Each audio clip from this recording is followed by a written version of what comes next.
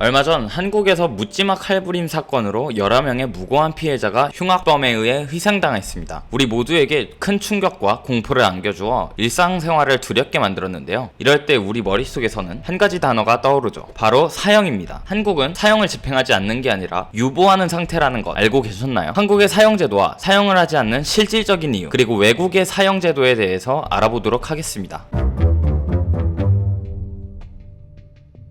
우리나라는 사형제도가 유지되고 있는 나라입니다. 1995년 이후 사형이 선고된 수는 1995년부터 2023년까지 총 56건이죠. 하지만 실제 사형 집행은 1997년 12월 30일 사형수 23명을 집행한 것이 마지막이었습니다. 사형제도 찬반 조사 결과에 따르면 찬성이 77.3%, 반대가 18.7%로 압도적으로 많은 국민들이 사형 집행을 원한다는 것을 알 수 있는데요. 이러한 상황에도 불구하고 왜 한국은 25년간 사형 집행을 하지 않는 걸까요? 한국에서 사형 집행을 하지 않는 이유는 크게 4가지로 꼽을 수 있습니다.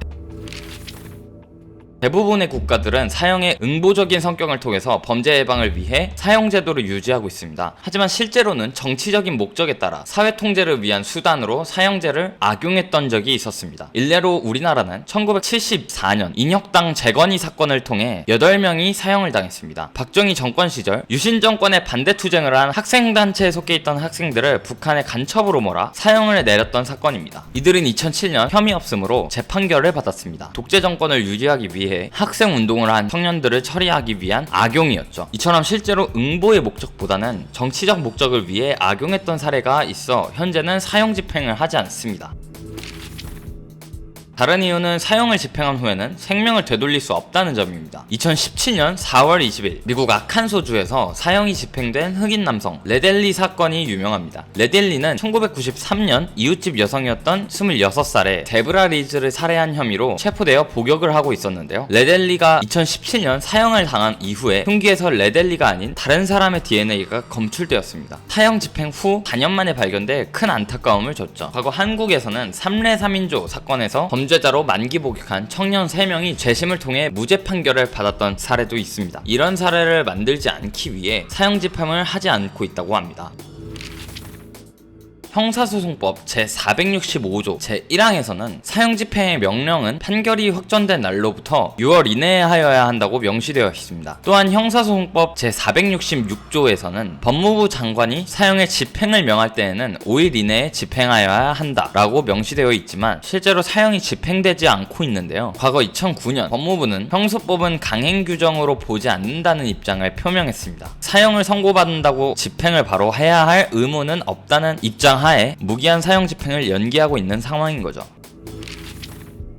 2010년 헌법재판소는 특정 인간에 대한 생명권의 제한이 일반 국민의 생명보호나 이에 준하는 매우 중대한 공익을 지키기 위해 불가피한 경우에는 생명에 대한 법적 평가가 예외적으로 허용될 수 있으므로 생명권 역시 헌법 제37조 제2항에 의한 일반적 법률 유보의 대상이 될 수밖에 없다라는 말을 했는데요. 헌법 제37조 제2항에 따르면 국민의 모든 자유와 권리는 국가 안전보장, 질서 유지 또는 공공복리를 위해 필요한 경우에 한하여 법률로서 제한할 수 있으며 제한하는 경우에는 자유와 권리의 본질적인 내용을 침해할 수 없다라고 표기되어 있어 법률로서 국민의 자유와 권리를 침해할 수 없다는 사실을 밝혔습니다. 쉽게 말해 헌법으로 자유와 권리를 생명권이 보호해주고 있어 사형 집행을 할 수 없다는 입장을 내놓았습니다. 앞서 설명드린 이유들로 봤을 때 여러 법률적, 정치적인 견해들이 얽혀있는 현재는 사형 집행을 유보하고 있는 형국이라고 볼 수 있습니다. 한국은 이러한 상황인데 다른 나라들은 사형이 어떻게 집행되고 있는지도 궁금하실 텐데요. 간단하게 정리해보았습니다.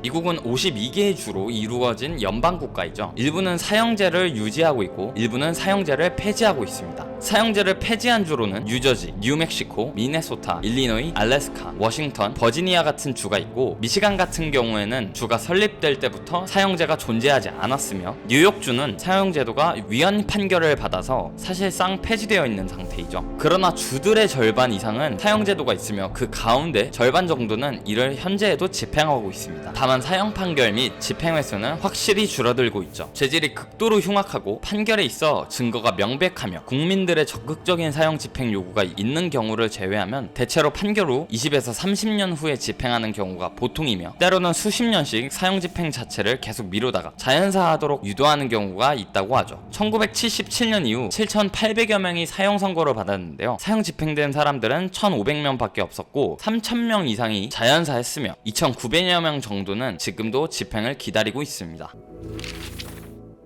영국에서는 무려 220개 이상의 죄목에서 사형 집행을 할 수 있도록 규정해 놓았는데요. 영국의 법률개혁론자인 사무엘 로밀리는 하원에서 영국의 말도 안 되는 사형 제도에 대해 비판하며, 이렇게 광범위한 죄목으로 사형을 남발하는 나라는 유럽의 영국밖에 없다며 자국을 비판했습니다. 죄목으로는 한 달 동안 집시들과 어울려 다니면 사형, 범행을 저지를 때 얼굴을 가리거나 위장할 경우 사형, 이라는 등의 말도 안 되는 범위까지 사형을 포함시켰습니다. 이러했던 영국은 1998년 명목상 남아있던 사형 항목들을 모두 없애버리며 사형을 폐지해버렸습니다. 또한 지난 2002년 영국이 카브리해의 터크 스카이코스 제도에서도 사형제도 폐지를 명령해 영국 내 모든 영토에서 사형제도가 폐지되었습니다.